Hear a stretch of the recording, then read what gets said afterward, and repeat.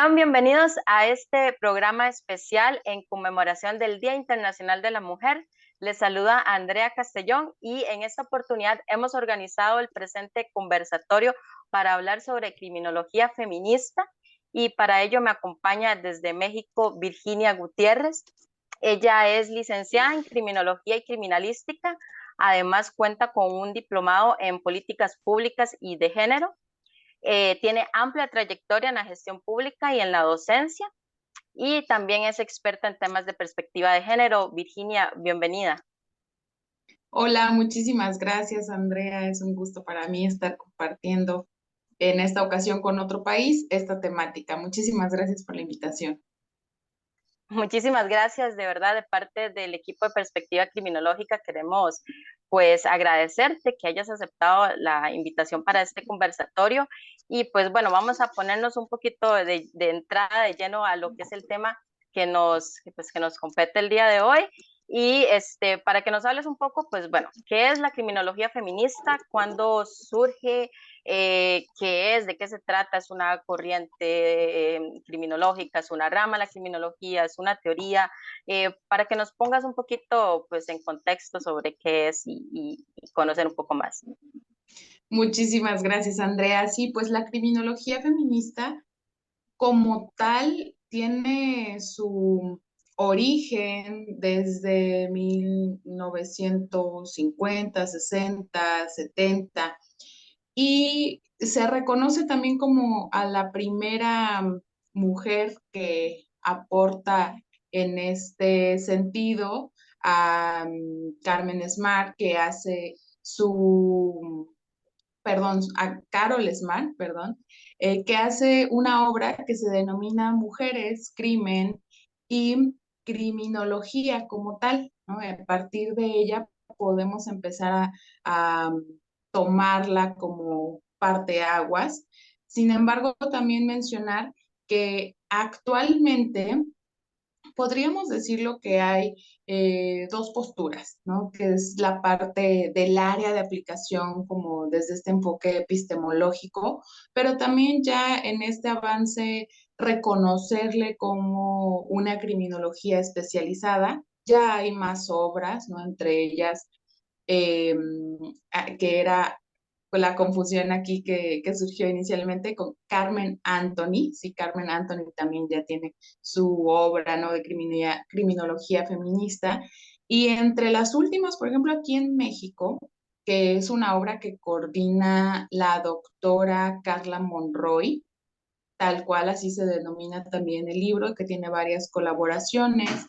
Entre esas colaboraciones se encuentra otra criminóloga que ha formado la red de criminología, de criminólogas en México, Karen Ramírez. Entonces, aquí sinceramente, ya sabes que esta disputa siempre existe cuando hay un área de aplicación, ¿no? Y nos vamos especializando. Sinceramente, considero que en este año nos toca seguir generando esos conocimientos más que disputarnos el nombre tal cual de a qué pertenece, porque lo importante es ese conocimiento que se genera, ¿no? Que todo esto surge y también para quienes nos escuchan y sea la primera vez que oyen esta terminología, hay que entender que surge de el estudio de género, ¿no? Y en ese entendido, también diferenciar que género no es sinónimo de mujer o de mujeres, ¿no? Que por Ujú. ahí surge la cuestión que se tergiversa eh, en muchísimas áreas de la aplicación cuando hablamos, por ejemplo, de la perspectiva de género. Pero en sí, pues la criminología feminista busca generar conocimientos, comprender desde la figura de la mujer como victimaria, pero también como víctima, cuál es este papel dentro de la conducta antisocial y entenderla basado en esas asimetrías del género, ¿no? Entre hombres y mujeres y bueno, ahora también ya el tema de la diversidad sexual también. Ah, excelente, excelente, Virginia. Pues mira, un poquito enfatizado en esto que mencionas sobre la mujer como victimaria. Em, ¿Qué tanto se ha estudiado realmente la criminalidad de mujeres? ¿Cuáles son las motivaciones que llevan a una mujer a delinquir? ¿Cuál es el perfil de estas mujeres? ¿Es igual al hombre o qué las lleva a hacerlo? ¿Y realmente hay estudios suficientes sobre el tema o realmente todavía nos falta muchísimo por explorar? Muchísimas gracias. Bueno, esto lo podemos ver y si aquí nos están sintonizando quienes estudian criminología, en la parte histórica lo tenemos muy presente porque en esa enseñanza de la criminología sin duda es hablar sí o sí del hombroso, ¿no? Por ejemplo. Y Lombroso sí hace un trabajo, ¿no? Y diferencia que la mujer tiene ciertas características, la mujer delincuente, ¿no? Llamada así, por supuesto basado desde su enfoque antropológico y la cuestión Correcto. morfológica. Sí, en ese sentido, Lombroso desde aquel momento hace esa diferencia, ¿no? Y dice, las mujeres delincuentes tienen una constitución diferente también a lo que vamos a encontrar en los hombres y pues desde ahí lo podemos ver como esas diferencias. En el caso, por ejemplo, de la psicopatía, ¿no? O de mujeres y hombres psicópatas, sí también encontramos diferencias en esa propia conducta. Sí es importante que sepamos, ¿no? Que desde la criminología no nos vamos a enfocar en una sola cuestión. Siempre hay que hacer el análisis, si vamos desde ese nivel individual, con la constitución de las diferentes esferas, ¿no? Sí lo biológico, sí lo psicológico, pero también lo social.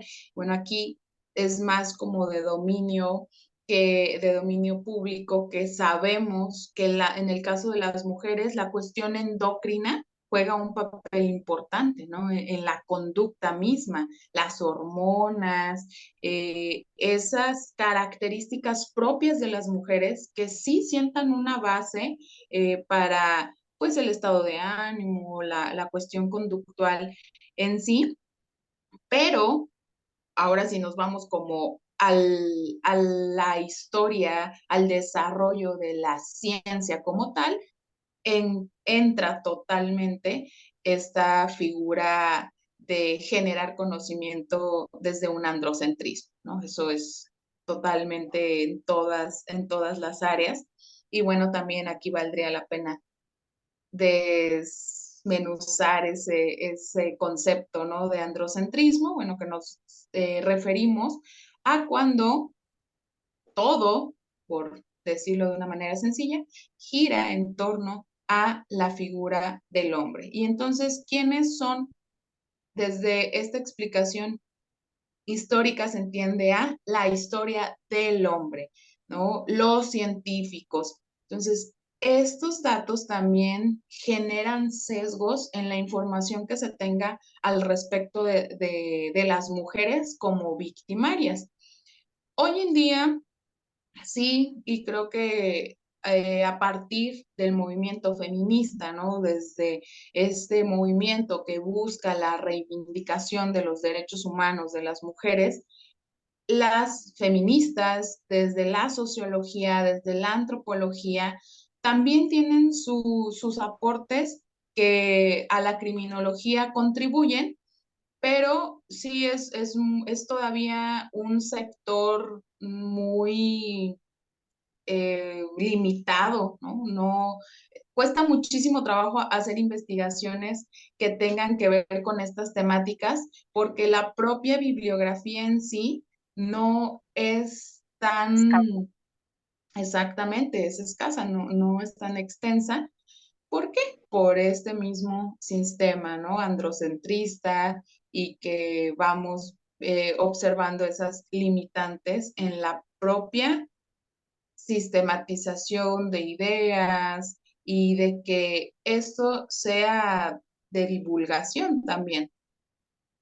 Claro, claro, entiendo perfectamente. Y pues bueno, también es que eso lo podemos ver reflejado también en nuestras oportunidades laborales y pues que realmente para ejercer como tal, como criminóloga dentro de esta profesión que es bastante masculinizada, por decirlo de alguna forma, no tenemos pues el acceso a también generar nuevos contenidos sobre esto. Entonces, la mayoría de estudios se han hecho desde la perspectiva del hombre. Entonces, de ahí pues ya empezamos a tener pues un problema porque pues como tal no tienen una noción tan de amplia sobre pues, las características propias de una mujer.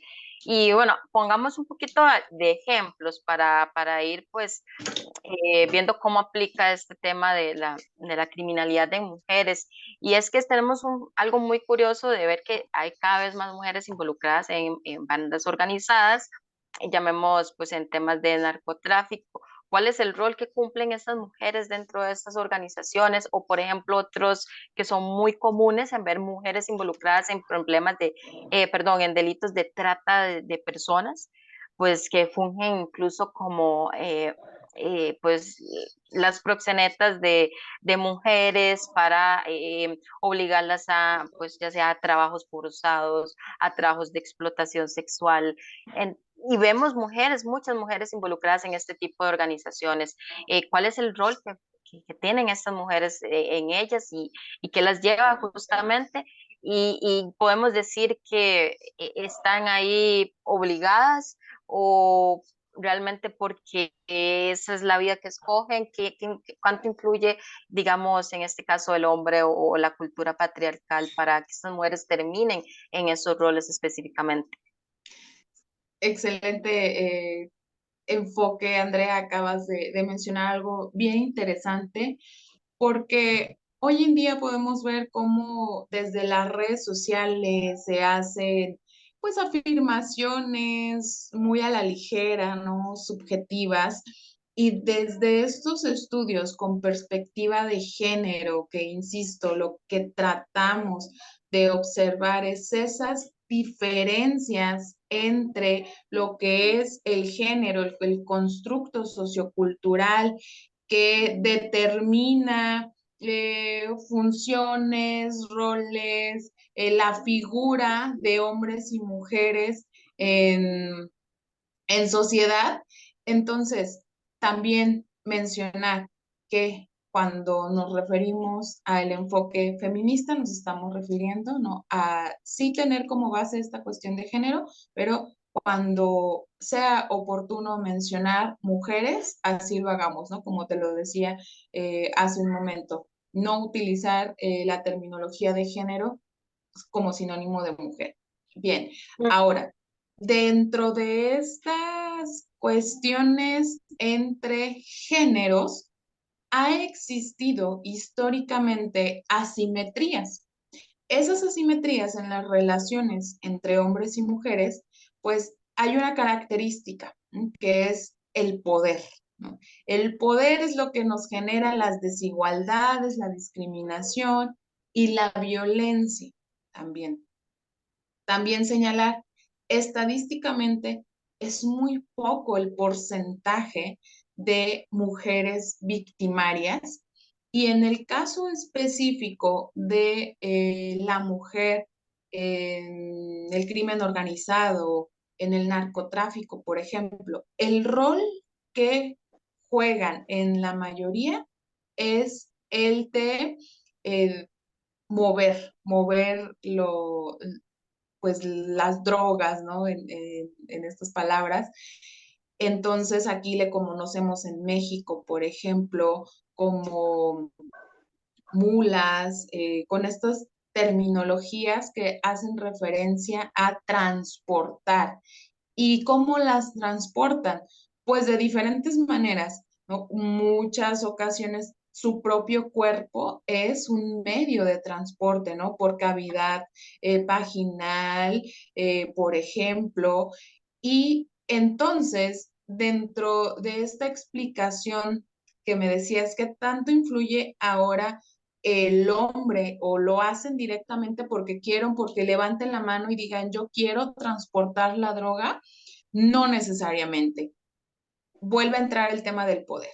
Entonces, la figura de la mujer sigue en esa desigualdad, ¿no? Y atiende también un tema que hemos normalizado, que es las relaciones o el amor romántico, como algo Ujú. fundamental para el ejercicio de la manipulación. Te cuento que también formo parte del Colegio de Especialistas en Criminología Penitenciaria aquí en México y hemos tratado pues también de hacer esas intervenciones con mujeres privadas de su libertad y en una ocasión en específico trabajando con un centro penitenciario pequeño donde la población, te estoy hablando de 30 mujeres y 200 hombres, dentro de ese diagnóstico que pudimos hacer eran estos elementos, ¿no? Sí, la mayoría tenía que ver con cuestiones de narcotráfico y lo que ellas directamente mencionaban era, es que pues yo no quería, pero lo amaba, ¿no? Y entonces tenía que hacerlo. Directamente no podemos hablar de que se le obligara con un arma o se tratara de manipular de hecho, sino a través de esta pues violencia sistematizada, ¿no? De si me amas, tienes que apoyarme. Exactamente. El tema de la lealtad, por ejemplo, pues también muy, muy presente, pero esa es la También figura podría, también. también podría influir si hay hijos de por medio en la Claro, relación. totalmente, totalmente. Es de no tengo otra opción porque no sé cómo esté en Costa Rica, pero al menos aquí en México todavía es muy notorio que las mujeres vivan como en ciertas condiciones de dependencia económica hacia el hombre, ¿no? Hablando de una relación de pareja ya con hijos muchísimo más. Entonces, esa dependencia económica es que no tengo más opciones, ¿no? Lo tengo que hacer. ¿Por qué?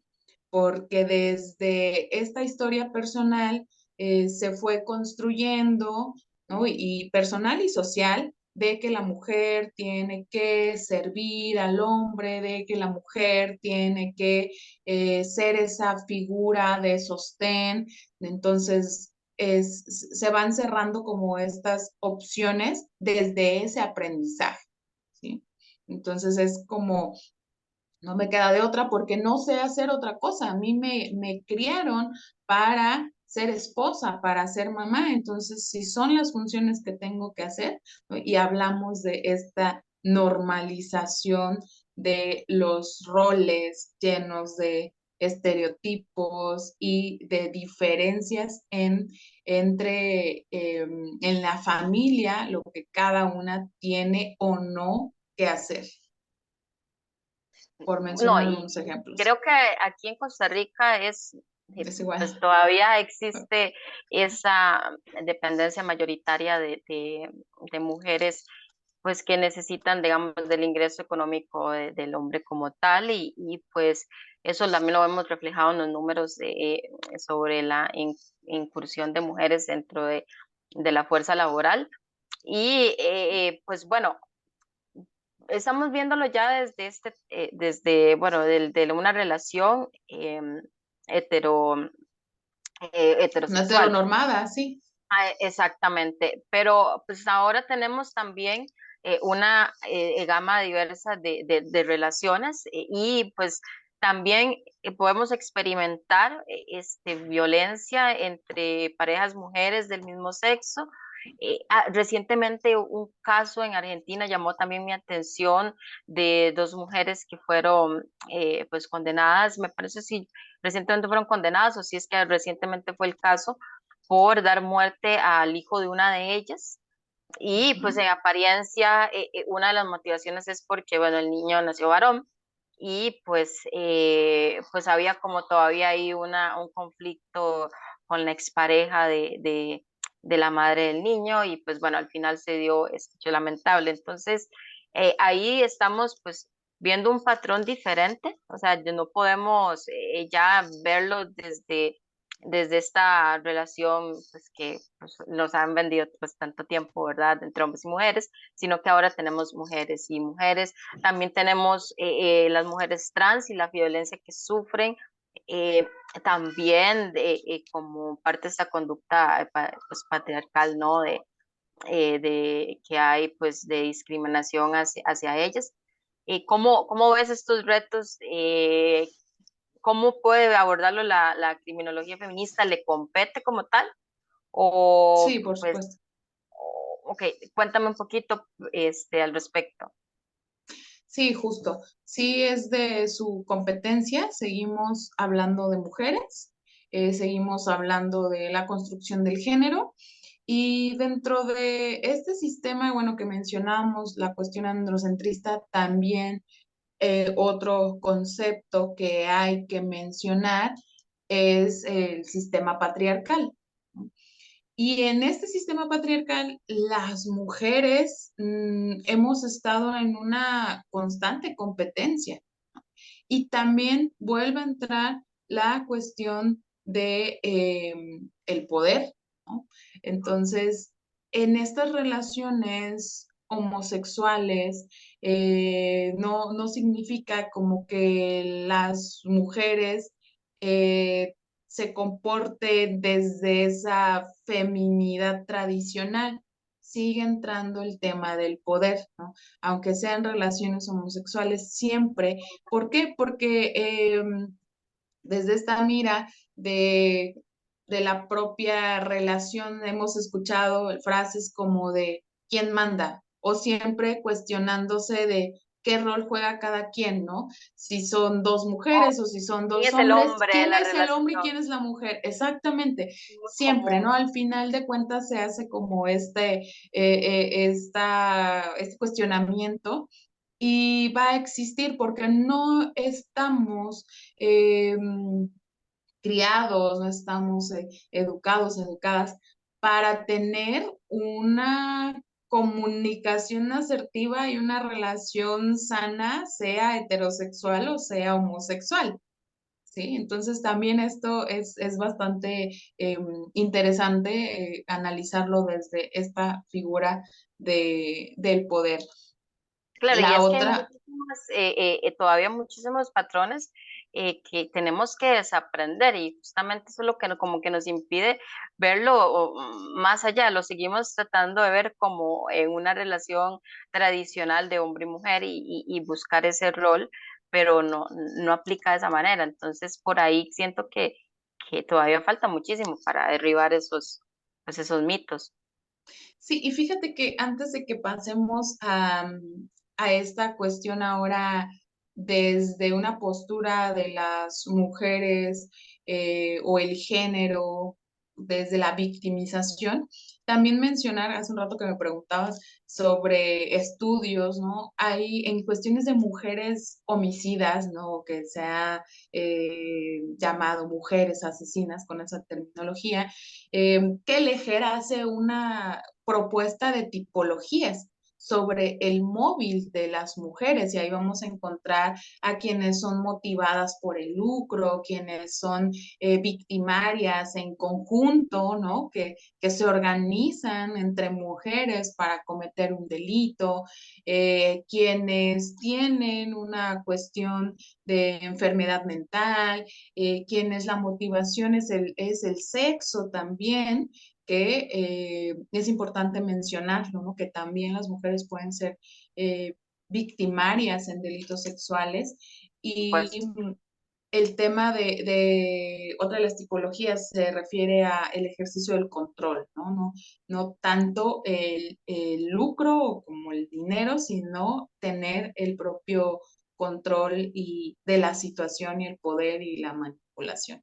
Mencionarlo también, pero sí, en otro orden de ideas, si quieres, mencionamos que las víctimas serían como otro enfoque que podríamos mencionarle desde la criminología feminista también. Ahora, pues, aclarar ese otro dato que puede servirles a quienes nos están escuchando.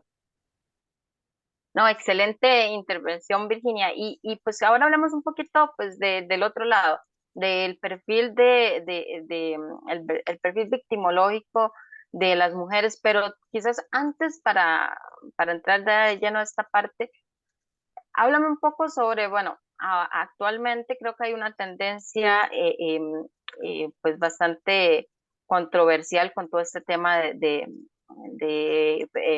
feminismo, puesto que, bueno, hay unas corrientes en contra de, siempre hay ataques sobre pues las mujeres con calificativos pues despectivos por sus luchas, que se tache de exageradas, que la ley pues está ahora más bien favoreciendo a las mujeres y está perjudicando a los hombres, o que se nos está imponiendo ideologías sobre este tema de identidad de género.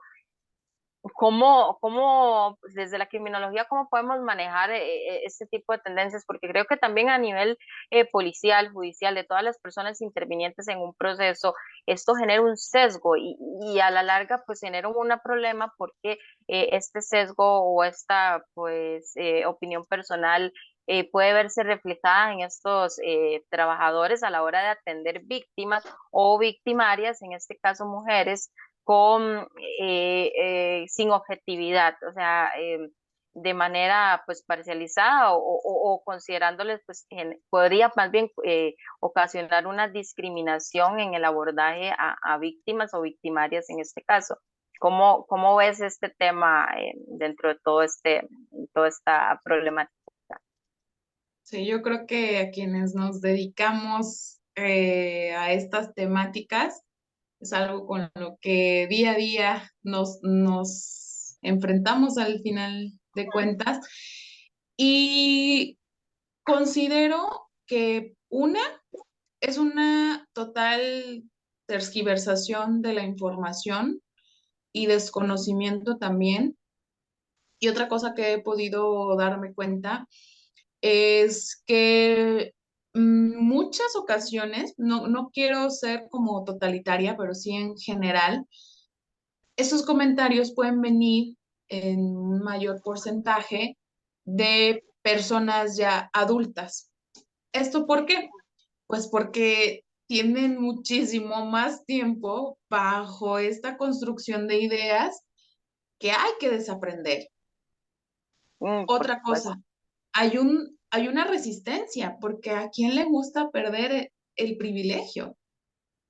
También hay que señalar eso. Si estamos desde nuestra comodidad, desde, en el caso, pues, específicamente de los hombres, que es de donde la mayoría de las veces vienen estos comentarios, por supuesto que hay una incomodidad de que se esté cuestionando su privilegio, ¿no? De que Que no, esa, no todos, como decir, no todos, ¿verdad? Y es algo muy curioso, porque siempre uno lo conversa, usted consulta con las mujeres en su círculo social y le pregunta, pues, que cuántas alguna vez han sufrido algún abuso, ¿verdad? Algún abuso de índole sexual. Y la mayoría te van a decir que lo han sufrido, pero si preguntas cuántos, pues, hombres son abusadores, muy pocos levantan la mano y lo dicen. Entonces uno dice, qué extraño, porque todas hemos experimentado a lo largo de nuestra vida tantas situaciones de agresión sexual en las calles, de acoso o incluso tocamientos en servicios públicos, por ejemplo. Pero resulta que alrededor todos dicen que nunca lo han hecho, entonces como que es un poco incongruente esto. Hace también no recientemente, pero sí por acá vi, tal vez hace un par de años, un panfleto, un brochure de una institución pública con recomendaciones para no ser violadas, sobre pues cómo vestir, por qué lugares andar, y realmente uno se sorprende que todavía desde la institución se sigue normalizando este tipo de mitos, y que nos siguen responsabilizando por este tipo de claro, abusos.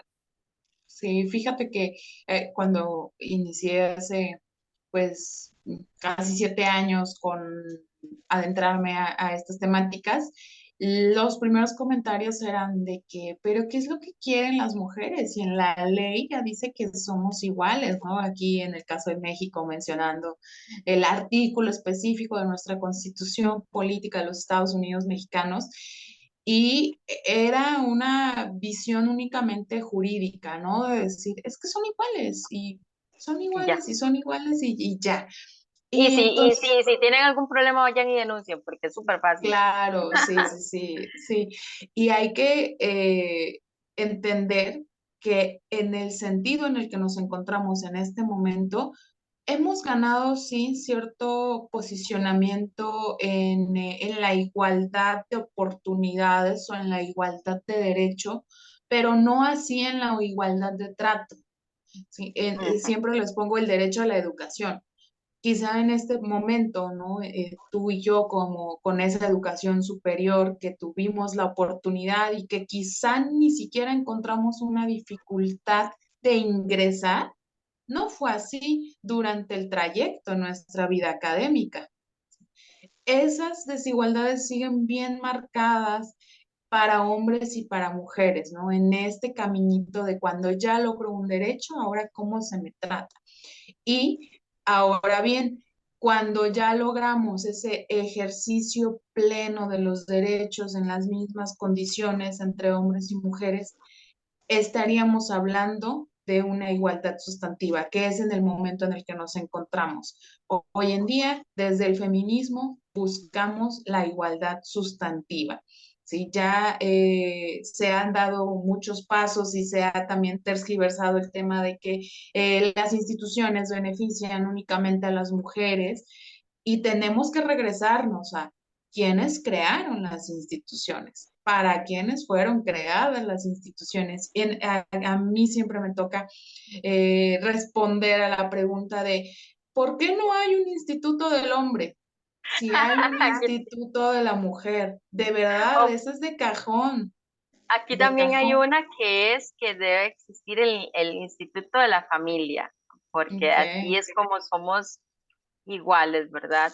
Y obviamente también se ataca muchísimo al Instituto Nacional de la Mujer, pues porque son puras feministas, o eso es lo que en el argot popular se dice y se habla, que solo defienden las mujeres, que los hombres aquí, que siempre le creen a la mujer, que al hombre pues lo discriminan y de pronto sí podrás encontrar situaciones por sí, claro, acá sobre esto no voy a negar también, sí, pero vamos al tema de que esto no es un problema de que la ley esté hecha para perjudicar al hombre, sino que hay una mala aplicación de la ley por parte de quien ejecuta la ley, en este caso jueces, pero no porque la ley se haya creado, al menos de esta es pues desde la perspectiva que lo analizo, pues que no se hizo para perjudicar y de ahí tal vez como indicabas, se genera esta confusión de creer que pues, tenemos más.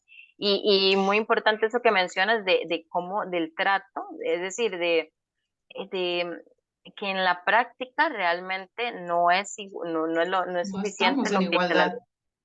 Exacto, así entonces es. siempre recibimos ese sesgo a la hora de reclutamientos, por ejemplo, en trato y demás. Sí, cuando a un hombre le preguntan, ¿tienes hijos? Y Y a mí me a lo han una, preguntado en entrevistas. claro, sí, a ti como mujer, ¿y eres mamá? ¿Por qué? Porque bajo ese entendido del rol de crianza, donde no hemos logrado la conciliación en la crianza, donde debe de estar en un mismo nivel de involucrarse mamá y papá, entonces Ujú. se entiende, ¿no? Que la mamá va a tener que atender sus cosas de hijos y de hijas y un papá, ah, pues es papá, ¿y qué? Pero tiene a la mamá, ¿no?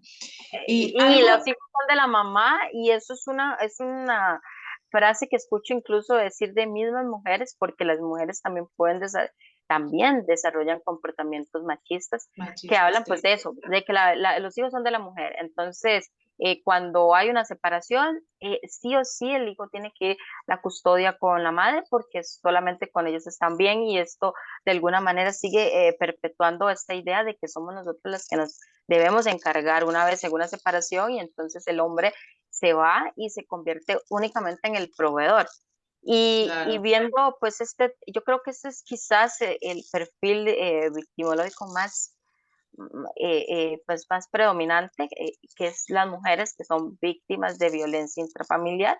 No sé cómo estarán los números por allá en México, pues acá también tenemos, pues en comparativo con la población que tenemos, por supuesto, un número importante de mujeres y de ahí siempre escuchas la misma frase.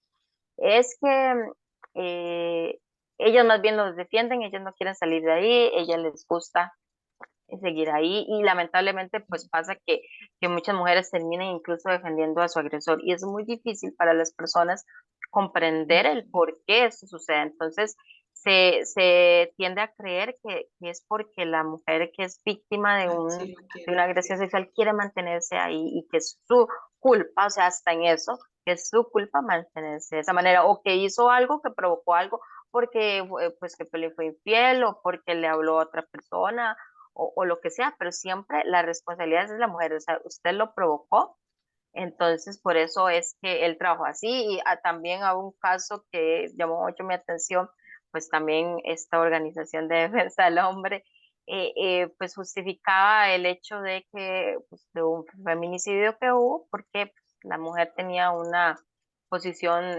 laboral pues superior a su pareja y existía un celo en este caso profesional por parte de él, y pues se decía que se sentía humillado por ella en ese sentido y pues terminó dándole muerte lamentablemente. Entonces, y como puedes ver, estas organizaciones, estas tendencias que buscan pues defender a los hombres, que sus derechos, que no estoy en contra de ello, lo que hacen es más bien utilizarlo como si hiciéramos una guerra entre sexos y es que no, es que los hombres Exacto, pasó acá y de ahí no exacto. avanzamos. Y no, o sea, el feminismo no se trata de generar una guerra entre sexos ni entre géneros. ¿No? Vuelvo a insistir, es hacia esa búsqueda de la igualdad sustantiva. Y creo que algo que también está tergiversado es el tema de que la ideología de género, ¿no? Al respecto de la perspectiva de género. Entender que no es nada más una cuestión subjetiva de cómo yo lo veo, cómo yo lo creo. La perspectiva de género se debe entender como una herramienta metodológica, como una herramienta metodológica que nos va a ayudar a analizar, comprender y describir esas relaciones entre hombres y mujeres que han sido en total asimetría. Sí, aquí en México también tenemos un alto índice de violencia familiar, tan es así que en nuestro Código Penal Federal, donde se describe el delito de feminicidio, una de las razones de género se menciona como que haya existido algún tipo de relación entre víctima, victimario y, y es una constante, ¿sí? Es una constante también. La violencia familiar no siempre que sea el esposo, ¿no? Puede venir posterior a una separación. Ahora, desafortunadamente, también ha sido más común en hallazgos, o sea, ya ni siquiera como avanzar a a esta vida marital, ¿no? Ya entre noviazgos, estamos hablando de personas jóvenes que también ha aumentado y seguimos con este tema del control del dominio. Quiero abordar algo al respecto de estos comentarios tan a la ligera y faltos de empatía sobre que pues le ha de gustar ahí o quiere estar ahí. Hay que entender algo que es el ciclo de la violencia. Este ciclo de la violencia es una herramienta también para poder identificar una situación o un entorno de violencia, pues no se va a dar de la noche a la mañana, ¿no? Nadie, bueno, o es muy difícil que alguien se presente y diciendo yo soy violento, ¿verdad? Siempre viene una parte de establecer la relación, bajo ciertos criterios o con expectativas Sí, también, ellos ¿no? no llegan a golpearte Claro, en la primera llegan con claro, flores y chocolates. exactamente. Y entonces después viene la acumulación de tensión, ¿no? Que haya un conflicto, entendido ese conflicto no como violencia, conflicto como un desacuerdo, como algo que no le parezca y avanza, ¿no? Se va acumulando esa tensión y luego ya hay esa violencia manifestada, esa violencia directa, que no siempre es física y que eso es algo también que desde fiscalías, por ejemplo, buscan, ¿no? Ver o es parte de la revictimización de, pues es que no trae ningún moretón, ¿no? O viene bien, yo no veo que le haya violentado. ¿Por qué? Porque la violencia que hemos entendido es que tiene que ser física, cuando hoy sabemos psicológica, patrimonial, económica, sexual. Entonces, cuando esto ya se ejecuta, después viene otra fase dentro de este ciclo que es la reconciliación y a otra que también llamamos como la luna de miel, ¿no? Donde van a venir las promesas de cambio, otra vez las flores, y vuelve a repetirse, ¿no? Este El ciclo. patrón. Muchas, cuando ya una mujer se da cuenta que está siendo víctima o al menos empieza a sentirse incómoda con esa situación, a lo mejor no le ha reconocido como tal, como violencia, es porque al menos ya sucedió más de una vez ese ciclo, ¿sí? A la primera va a ser muy difícil darse cuenta, ¿no? En el primer eh, ciclo de la violencia y Además que hay un problema también de la persona de reconocerse como víctima, porque nadie exacto, quiere ser víctima. nadie quiere Y ser cómo víctima. le digo yo a mi familia que estoy siendo víctima de una agresión? Es muy difícil asimilar ese papel también.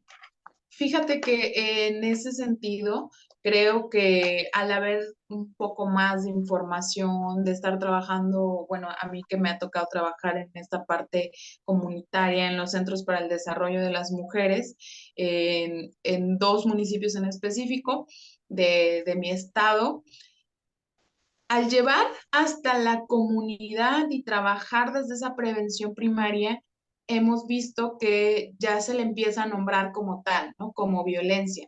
Y ahora en los reportes vemos que ha habido, estadísticamente me refiero, un aumento en las cifras de violencia. Pero yo les decía a mis estudiantes, analicemos esto y verdaderamente es nada más que la violencia vaya en aumento, habría O hay más que denuncias. exactamente, ¿no? O hay más denuncias. Y que aún así, en otros estudios se tiene que hay muchos que no se denuncian. Se habla de que la cifra negra nos rebasa hasta en un 200%, ¿no? Imagínate, entonces, ¿a cuánto asciende la cifra real? No, y es interesante, bueno, conocer un poco esto porque creo que pues tal vez de mi experiencia, por los años que ya llevo, que no son tantos, pero tampoco son pocos, eh, que, que sí ha cambiado entonces un poco esto, porque antes, bueno, al menos acá en Costa Rica hay legislación sobre acoso callejero muy reciente, y reciente le estoy hablando de no menos, tal vez de no más de 3 años para acá, cuando empezamos realmente a percibir las situaciones de acoso sexual en la calle como un delito. Anterior a eso, Exacto. no. Entonces, creo que yo me incluyo dentro de esas personas que fuimos víctimas en transporte público, en la Sí, calle, yo también. es- definitivamente, pero que no existía para mí una forma de irlo a denunciar, y era Ujú. visto como algo normal. Entonces, incluso lo podemos ver también en la cultura popular, en canciones que se hacen referencias a temas musicales que claramente son referencias a situaciones de acoso, pero que se veían pues normales en esa época. pero por lo que me Eso es comentas, entonces sí hemos avanzado en eso y ahora tenemos una óptica diferente a pesar de toda esta ola de personas que, pues, que se oponen de alguna manera o que piensan que es exagerada las luchas que se mantienen actualmente. exactamente. Sí, quiero mencionar algo al respecto de esto último, de la propia música, ¿no? Que también representa violencia simbólica, ¿no? Si lo analizamos desde el modelo ecológico, la violencia en contra de las mujeres, tenemos, ¿no? Que dentro del macrosistema van esas creencias en torno a la mujer, esos roles que cada uno juegue, y la propia violencia aprendida y normalizada en los diferentes entornos. Entonces, cuando estamos hablando que en el caso de México, en muchas áreas hay normalización de la violencia, inclusive hasta exaltación, ya no es nada más que veamos normal la violencia, ya se hacen series, películas, y es, wow, la figura de la persona victimaria, ¿no? Creo que hoy en día también ya hay trabajo para darle eh, voz a esas víctimas que no lo tuvieron, pero la cuestión victimológica muchas veces estuvo también en recargarse esa cuestión hacia que para un tema de prevención tenía que estar enfocada la víctima, ¿no? Y desde la criminología debemos de ver las razones, ¿no? ¿Cuáles son todos esos factores que van generando, sí, los hechos victimizantes, pero también a las personas victimarias? Entonces, pues siempre debemos de tomar en cuenta, ¿no? A nuestros cuatro objetos de estudio de la criminología, ¿no? No enfocarlo a la persona victimaria, sino tomar en cuenta la conducta, victimaria, víctima y control social también, por supuesto, que creo que es algo que siempre es como que se pasa de largo, ¿no? Pero que es necesario tomarlo en cuenta para lograr nuestro fin, que es la prevención. Por supuesto. Y quiero que me, bueno, son tres puntos, pero vamos a ir uno por uno. Ok. Primero quiero que me respondas un poco esta política, lo he visto que en México se aplica y también lo he visto pues en otros países. La segregación, por ejemplo, de vagones especiales en servicios públicos exclusivos para mujeres o transportes de plataformas estas digitales de pasajeros atendidas exclusivamente por mujeres. Entiendo la medida, por supuesto entiendo cuál es la finalidad, pero esto nos está demostrando que no están funcionando las políticas para, pues, para cambiar esto porque estamos, en este caso, que tenemos que ir en vagones separados, esto es sano socialmente, realmente está dando el efecto que debería dar o por el contrario, lo único que nos está haciendo es, pues, no sé, vamos a ver, por allá los hombres, porque son todos agresivos, violentos y no pueden controlarse, y nosotros tenemos que ir aparte, o realmente sí has notado que esto ha servido para reducir, en este caso, los abusos y delitos contra mujeres. Bien, muchas gracias por la pregunta. Desde la política pública con perspectiva de género, la podemos identificar como una política pública neutra. ¿Qué significa esto? Que no genera cambios sustanciales, pero que sí se está dando cuenta que hay un Un problema. problema. Exactamente. Sí, sí hay un problema y entonces es como de, bueno, nuestra solución será el vagón rosa, ¿no? O sea, un Y rosa. estereotipo de color, sí, un estereotipo de color. Y luego, no estamos verdaderamente haciendo un cambio, lo estamos identificando, sí, estamos identificando la problemática, pero no hay una transformación real de la problemática. Simplemente quiero generar Y previene. o reconocer que sí se está dando una situación de violencia en el transporte público, entonces, bueno, separemos, ¿no? Porque ese es el Estamos haciendo problema. algo. Estamos haciendo algo, o ese es el problema, que vayan juntos. ¿No? No lo reconoce, sí, lo reconoce el problema, pero no hay algo que transforme realmente cuando se llevan a cabo este tipo de acciones, ¿no? Va más hacia una acción afirmativa que le conocemos también, que es algo que puede implementarse de manera temporal, ¿sí? Pero no, si lo vemos desde como todo el tema de la creación de una política pública, no está generando un cambio real, solo se queda en la parte de reconocer la problemática Y y hasta pues ahí. no sé exacto. Ok.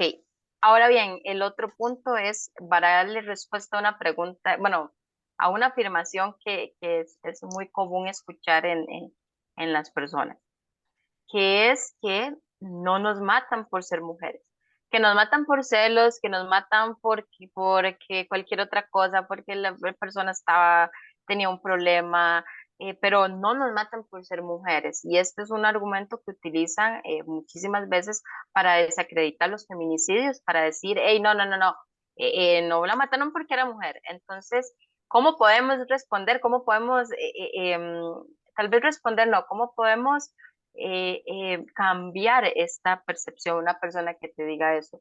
¿Cómo podríamos nosotros como profesionales en criminología abordarlo para que las personas nos comprendan, sepan qué es y poder generar este cambio de mentalidad? Sí, bien. Fíjate que esto también es muy común, ¿no? Esta pregunta de, me cuesta mucho trabajo, ¿no? Como que sí hay esa disposición, dice, pero no, o sea, no llego a comprender por qué esta afirmación de que a la mujer la van a violentar, ¿no? Violencia feminicida por el hecho de ser mujer. No es nada más el nacer con estas características biológicas, sexuales, que nos diferencian entre hombre y mujer. Es más hacia la construcción nuevamente del género, ¿no?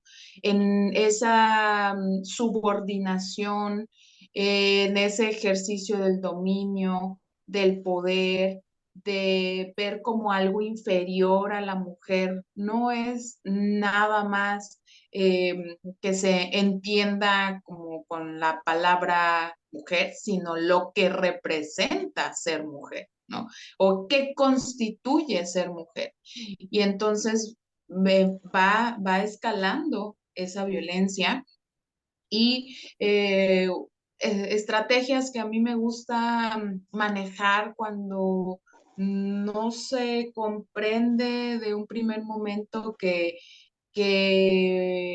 hay diferencias entre hombres y mujeres, es hacer un ejercicio de empatía, ¿no? De pensemos en su infancia, qué estaban haciendo hombres, qué estaban haciendo mujeres, sus abuelitos, sus abuelitas, eh, a qué se dedicaban, cómo pueden describir, y ahí ya empezamos, ¿no? Como a hacer este análisis de, claro, sí, no podía opinar, y hoy en día, pues sí, es válido decir lo que piensa, en algunos casos, ¿no? Hay todavía situaciones y lo vemos en otros lugares, ¿no? El tema del placer, por ejemplo, ¿no? Que exista la mutilación genital femenina porque la mujer no debe de sentir, ¿no? Y porque si siente ya va otra connotación también.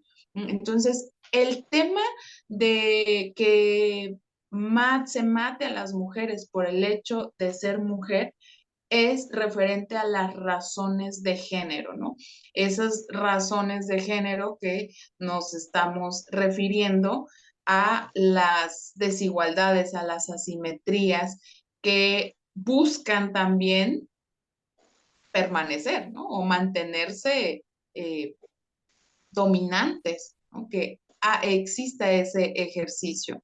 No te claro, matan directamente por, insisto, porque tu nombre sea de mujer o tus rasgos sean anatómicamente de mujer, sino lo que representa es la mujer, ¿sí? Es eso, en un sentido de dominio, de control, de poder y de vernos como algo inferior o sin derechos, ¿no? También va por ahí.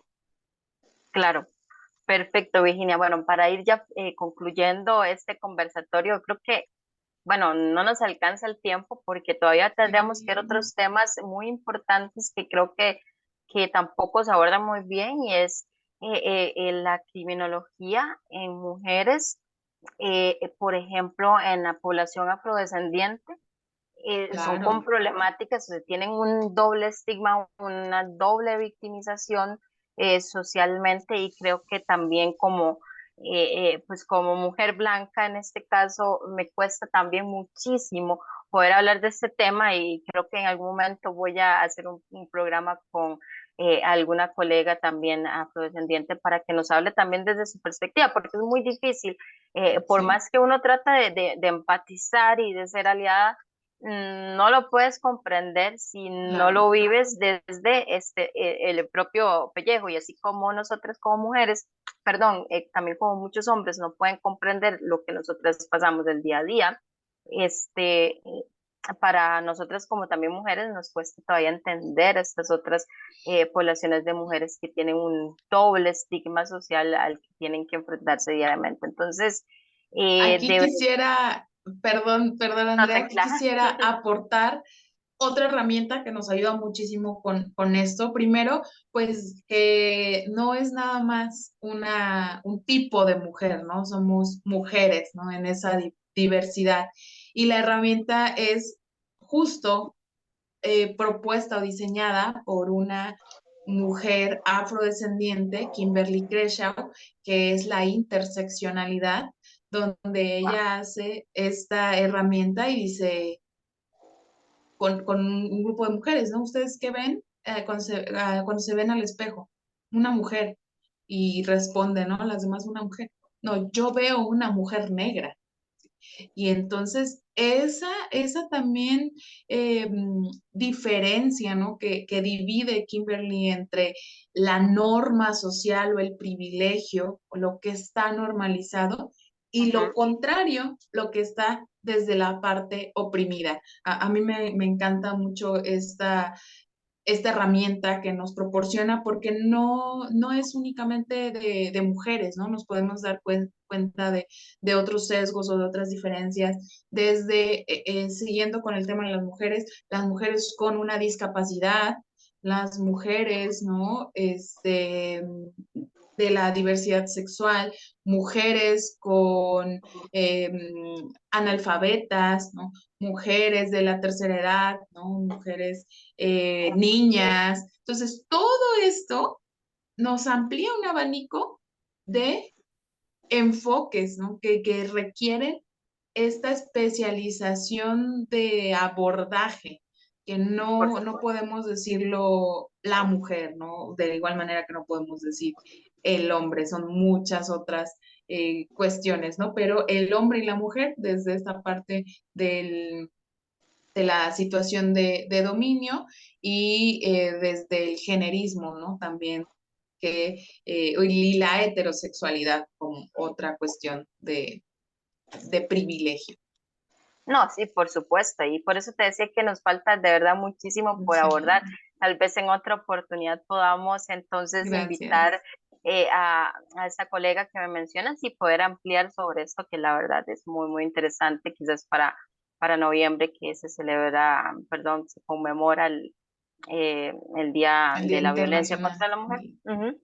Y para poder ampliar también y seguir conversando y poder, pues creo que generar estos cambios que se requieren.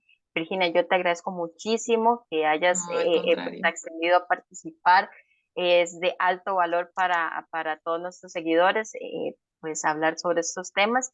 Y invitadísima a participar en otras actividades con nosotros en el momento en el que sea.